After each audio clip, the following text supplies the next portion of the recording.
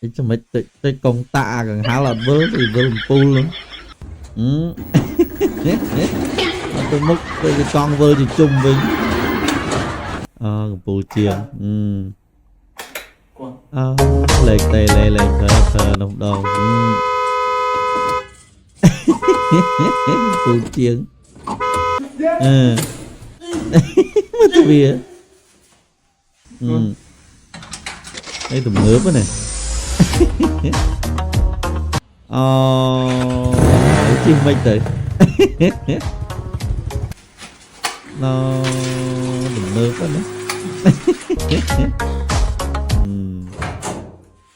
Anh ấy đầy thúy mấy tới gì đã sân bao tụi mình.